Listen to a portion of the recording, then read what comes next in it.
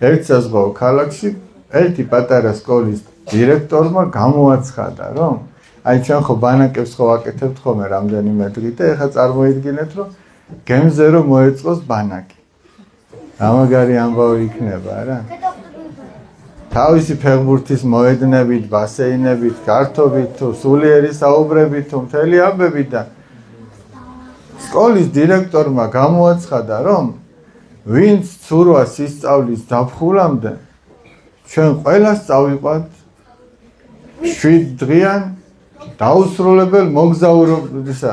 დაუსრულებელი არა, ეს დაუსრულებელი სულიერი გაგებით დაუვიწყარი, არა დაუსრულებელი შემთხვევით რო არ ვთქვი, ამას ბოლოში მოგახსენ. დაუვიწყარი მოგზაურობა ელოდება წინ. აი ბავშვები ზუსტად მაგას კითხულობენ და ფიქრობენ. ზოგმა მაშინვე მიაშურა ცურვის გაკვეთილებს. ზოგმა თქვა, რომ ეგო ალბათ არ იქნება მართალიო, არ დაიჯერა. ზოგმა იფიქრა, მე იმ სიაში მაინც მოხვდები, ჩემი მასწავლებელი, ჩემი ნათესავია, იქ ვიღაცა მყავს, აქ ვიღაცა მყავს.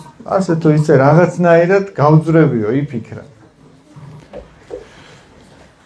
ერთი კვირით ადრე, როდესაც უკვე ეს ბანაკი უნდა შემდგარიყო და დაუვიწყარი მოგზაურობა დაწყებულიყო, დირექტორთან მივიდნენ თავისი დამხმარები, ვინც ორგანიზებას უკეთებდა ამ საქმეს და უთხრეს, რომ ბატონო დირექტორო, ჩვენ ესე იგი აღმოვაჩინეთ სიაში ისეთი ბავშვები, ვინც ცურვა არ იცის, არა და დირექტორს ახლა ეშინიან, რაღაც რომ მოხდეს ამ ბავშვებმა ცურვა ხო უნდა იცოდნენ, სულ მინიმუმ, არა, აი გემმა კატასტროფა განიცადო სიტყვაზე. სად ცურვა რო იცი და სად რო არ იცი.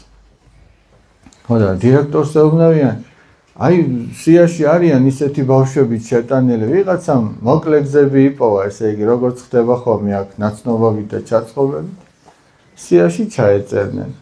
დირექტორმა თქვა, მოდიო არა მოვშალოთ, იმიტომ რომ ძალიან ბევრი ბავშვიაო და რომ მოვშალოთ, შეიძლება ზოგი ისეთი წაგვეშალოს, რომ ვინც მართლა იცის ცურვა და მერე გული დაწყდებაო და ან კიდე ვინც შემთხვევით არის ესე ჩაწერილი, იქნებ დაფიქრდეს რაღაცაზე და მანამდე კიდევაც ისწავლოს ცურვა.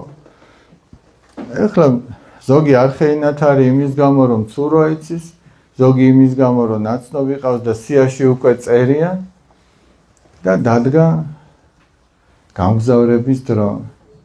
დირექტორი მთელ ბავშვებთან ერთად შეკრებილია სანაპიროზე და დიდი გემიც გამოჩნდა. და დირექტორი ეუბნება ბავშვებს. ბავშვებო, აი ხო ხედავთ გემს. გემი 50 მეტრის იქით არის სანაპიროდან. გემი ახლოს ვერ შემოვა. ამიტომ ვინც ცურვა იცით, ყველანი წავედითო. ხო და მოხდა ესეთი ამბავი, რომ ზოგი გახარებულია. ზოგი კი თვალცრემლიანი დგას სანაპიროზე. და დირექტორმა რა უთხრა იცით? თქვენ ახლა ხო ფიქრობთ, რომ ძალიან დიდი სიხარული გელოდებათ ამ გემზე ერთკვირიანი მოგზაურობა. კიო ბავშვები, კიო გვიხარია. ეგ 7 დღიანი მოგზაურობა აუცილებლად სადღაც დასრულდებაო. გავა ერთი კვირა. მაგრამ ეს მოგზაურობა სათა სასუფეველს გავსო. აი როგორც ეს გიხარიათო, ის გაცილებით დიდია, შედარებაც კი შეუძლებელია ამ სიხარულსა და იმ სიხარულს შორის. მაგრამ როგორც ამ 7 დღიანი მოგზაურობისთვის თქვენ ბევრი იშრომეთ, რომ ცურვა გესწავლათ და ამისთვის მიგეღწიათ, სათა სასუფეველს რომ მიაღწიო, იქაც ბევრი შრომაა საჭირო. თუ აქ ცურვა ისწავლეთო, იქაც უნდა სულიერი ცურვა ისწავლოთ, ანუ სულიერ ტალღებს, ზღვის ღელვას, ამ წუთის სოფლის განსაცდელებს უნდა გაუმკლავთ. და თქვენ ყველას გელოდებათ დაუსრულებელი თავში რაც თქვი. დაუსრულებელი მოგზაურობა. და ეს ამიტომ გააკეთა ამ დირექტორმა, რომ ამ ბავშვებისთვის ეთქვა, რომ ამ სიხარულზე დიდი სიხარული არსებობს. აქ კი ზოგი მოწყენილია თვალცრემლიანი, მაგრამ ამათ მეორე ზაფხულს შეიძლება მიეცეთ შესაძლებლობა. აი იქ კი სასუფეველში მეორე შანსი არ არსებობს. რას გულისხმობ? მეორედ მოსვლის შემდგომ ვიღაც მარადიულად გაიხარებს და ვიღაც მარადიულად ასე დარჩება. და ზოგმა ხო ჩააწყო ჭყალებში საქმე. და ვინც საქმე ჩაუწყო იმას სინამდვილეში სიბოროტე გაუკეთა. მას რო ეთქვა რომ შვილო შენ მოდი ისწავლე. ნუ გექნება იმის იმედი რომ ვიღაც საქმეს გადაგისვამს თავს. მისთვისაც რომ ცურო ესწავლებინა და არა იოლი გზების მოძებნა იმასაც გადაარჩენდნენ. ამას ასწავლეს, არა უშავ შვილო, ჩვენ ჩაგიწყობთ საქმეს გავაკეთებთ, მაგრამ ღვთის წინაშე თურმე ეგ არ არსებობს. იქ თავზე ტყუილად ხელს არავის გადაუსვამს.